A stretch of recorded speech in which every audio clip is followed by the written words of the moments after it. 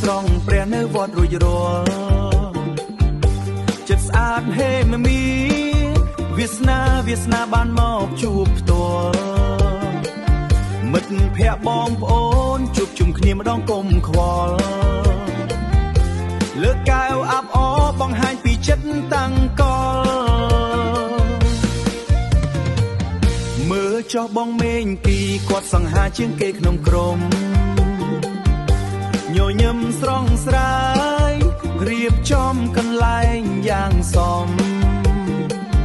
រីឯបងពាក់មីវិញកំប្លែងមិនបាច់បងខំគាត់មកដល់ភ្លាមបង្កើតបរិយាកាសទ្រហឹងអ៊ំ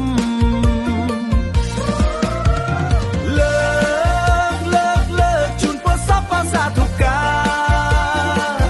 ស្រង់ព្រះរួចហើយសប្បាយតាមបែបធម្មតាផឹកស៊ីលក្ខណៈគ្រួសារបងកើតនៅមេត្រីភាពឆ្នាំថ្មីសេរីសួស្តីហូចូលគ្រប់អាត្មាឆ្នាំថ្មីសេរីសួស្តីហូចូលគ្រប់អាត្មាគុំភ្លេចបងត្រាអ្នកចាំអ៊ុតនឹងលើកទឹកចិត្តចាំងទឹកកកអងជូនបងប្អូនស្រឡាញ់គ្នាយ៉ាងជិតស្និទ្ធមហូបឆ្ងាញ់ពេញតោក្លែមបណ្ដើចែកពីជីវិត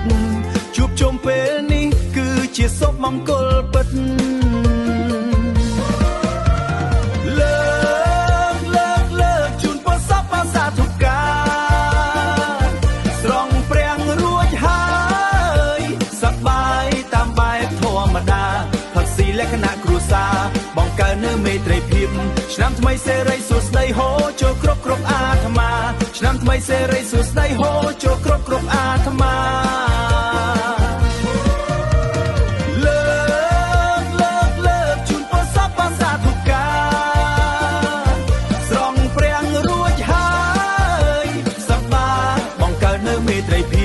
ឆ្នាំថ្មីសេរីសួស្តីឆ្នាំថ្មីសេរីសួស្តីហូចូលគ្រប់អាត្មាសប្បាយចុះបងប្អូនបងមេងគីបងពាក់មីនិងបងត្រានាំគ្នាពោលពាក្យជ័យយោសួស្តីឆ្នាំថ្មីគ្រប់ប្រការ